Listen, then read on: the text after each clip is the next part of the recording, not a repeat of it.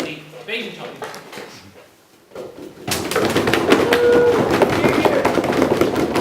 I'm going to, in a certain sense of the word, introduce both the teams and the judges, insofar as I'm going to point to them and get them to introduce themselves.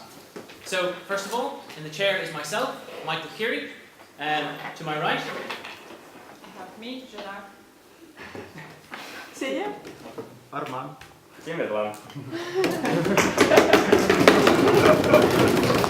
Now to introduce the teams. In opening proposition we have Symphony Nature.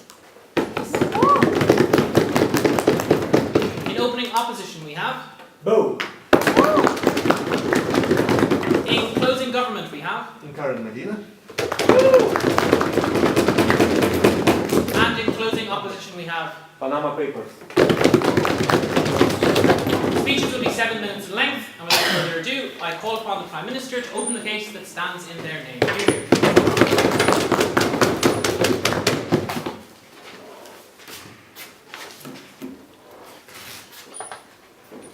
So hello ladies and gentlemen, so today we are proud to propose this motion, and let's start analyzing the motion. So today we'll talk about several things. First of all, we're going to talk about the problems with the existing rise of the centralized authority. What is the problems with the structure and so on and so forth. Second of all, we're going to talk about the effective governing, what it consists of, what it means, and what is the best model for having this model. And third of all, we're going to talk about the two different models and provide a comparative analysis. And fourth, we're going to make a distinction of what is in the long run problematic for a country that has this centralized authority and prioritizes the national interest over the local interests. So first of all, let's interpret the motion. So when we talk about the question about the rise of centralized authority, we'd not necessarily say that, well, today we're going to just abolish all of these centralized authorities. We are saying that particularly for the last several decades, there is a rising trend for the centralized authority, which is, as a model, has been popularized among different countries. And we think that it is especially problematic because it now causes some serious problems. So first of all, let's talk about the implications of this model. So when we talk about the centralized authority, we of course know that actually there is some entity, a corporation or organization, and in this case we're talking about the state, which prioritizes and based on these priorities make its own decision. And the implication of this prioritization is that actually the spread of the benefits to different regions are not equally distributed. And in this case, for instance, the majority may benefit enormously, or the central entity may benefit enormously, and different regions may lack this benefit from the centralized authority, because for the centralized authority, it is really difficult to satisfy all of the demands of the large entity. And when we talk about the centralized authority, we especially talk about such countries as in the past Soviet Union, which was able to manage different autonomous countries or regions within the large country to the centralized autonomy. And in the present, the example is the Great Britain, which manages the Wales, Scotland, and different other regions through the centralized parliament or different entities. And in this case, yes.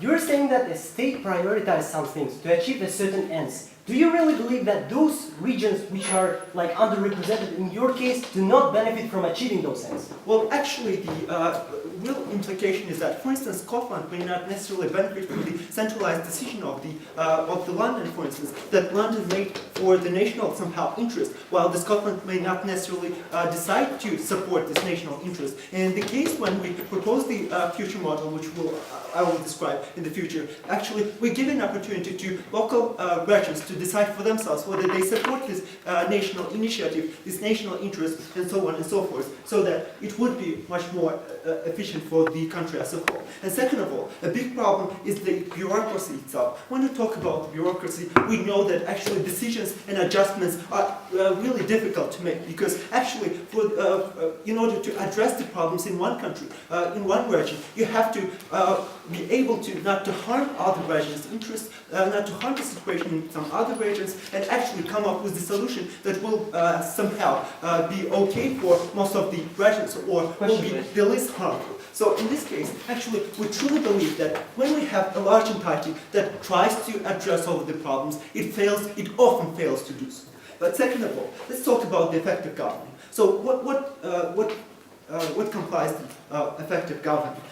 We think that the effective governing should address the needs of the population in the best effective way. So actually, we think that when one region wants to address the needs of the small population and can make adjustments in this small region, not necessarily implementing this decision on other regions or other entities within the country, within the government, it may actually satisfy and react to the demands of the population much faster, much more effectively, and this will actually benefit the whole situation within the country, within the regions, and solve the problems much more efficiently in relation to the demands of the democratic or even the autocratic population. So in this case, actually, we compare these two things. When we talk about the large corporation or large states, we differentiate two different models. So the management in which actually we have different branches of the government, so for instance, Ministry of Finance, Ministry of Education, Ministry of Sports, and so on and so forth. Actually, in this model, in the existing centralized authority model, Ministry of Justice or Ministry of Sports will decide for the whole country some decisions and implement these decisions to the whole region based on this department. On the second alternative case, when we talk about the delegated model, we have different regions. So, for instance, in the centralized government, we have the region that has its own departments of Ministry of Justice, Ministry of Education, and actually in Siberia, for instance, which is the autonomous, may be an autonomous region, will have its own departments that will implement the solutions on their basis through the parliament and so on and so forth. And actually, in this model, we have seen that the different countries have achieved really good results in this case. No, then point. Lastly, let's talk about the satisfaction of the population per se. So the opposition may stand and say, well, actually, we are prioritizing the national interest. We are thinking about the future implications. We make these decisions on the basis of what is the best consequence for the population itself, to bring up the stability, to bring up the interest of the largest group, and so on and so forth. Well, actually, the problem with this in the status quo is that it is deeply discriminative towards the minorities, towards the regions, towards different entities that are not necessarily benefiting from the central decision and may not necessarily be satisfied with the decision that is constantly made by the government. And second of all, when we talk about the stability, it is important to note that actually, when we talk about the stability, we talk about the stability in all of the regions within the country. So if one region is not satisfied with the decisions made by the central government, the instability will rise as a result of the dissatisfaction of this population within this region.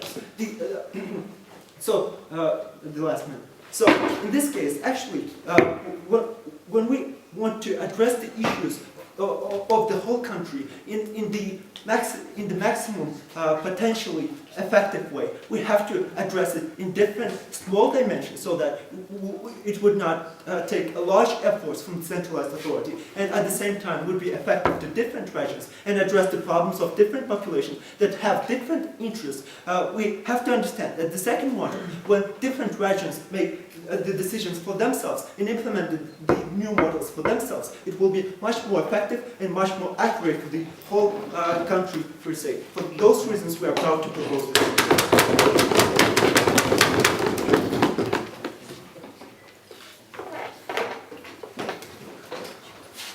I'd like to thank the Speaker for his very fine speech, and to continue the debate, I call upon the Leader of the Opposition here.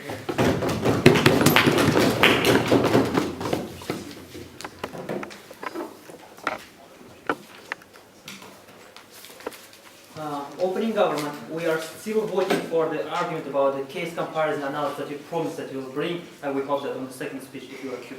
Before that, what we will be speaking about, currently we are saying that centralized authorities are very extremely brilliant and irreplaceable because there are in some cases. It is the cases when the government is occurring on the global map and creating own government as a country. And we are saying that in this case it is much more better than other alternatives, and it will be one of our cases. Second point that we will speak, it is the rapid development of countries will occur only in centralized governments. I will be speaking about it in more detail. Before that, number points of rebuttals. He is saying that there is the problems of structures of centralized authorities. He is saying that there is a trend that in last decade new countries are appearing. They are appearing because new countries with the centralized authorities are occurring. They are occurring because new countries in the global map are occurring. After the crash of USSR and other cases, there are a lot of new countries in the world, and they are deciding to centralize their own authorities because they know why this scenario is the best for them. Second, about the prioritization and the unequal distribution of the resources. We are here, it is very important. It's a very important point that can be accepted as discrimination of some regions. But we are saying that it is not so problematic as we hear from the side of opening government. Why? Because we know that all the resources should be collected in one region in order to create some region which is attractive for investment. It is the region which is important for the country to become a country and to become financial capital. And we are here, we are seeing that such kind of examples we are seeing in Kazakhstan, when the centralized authority creates one capital and collect all money here. Why it is brilliant, dear ladies and gentlemen. After that, a lot of investors come to our country, see our capital. After that, they see that there are a lot of potentials in other regions, and they spread their resources to that region. That is why we see that wheat flour market and wheat market in North Kazakhstan is very developing. That's why we see that the invest of Kazakhstan, the trend of the market of oil is also developing. That's why we see that in Almaty there is the development of tourism is occurring right now, and it is only because we have the transition of the capital that invest people, and after that redistribute them. That's why this problem is not a problem. Second problem is not a problem at all. The point about the bureaucracy. We don't think that it is a very important argument after the electronic government that occurred in our country, and when every law and every message can be distributed and that can be directed by the email, we don't see it is this problem. However, we see the problem in decentralized authorities, where there are a lot of minorities, a lot of different regions that has own vision to the development, that has own policies, and they intend to imply them. That is why a lot of requests to the capital comes from little regions because of their rights to be competent.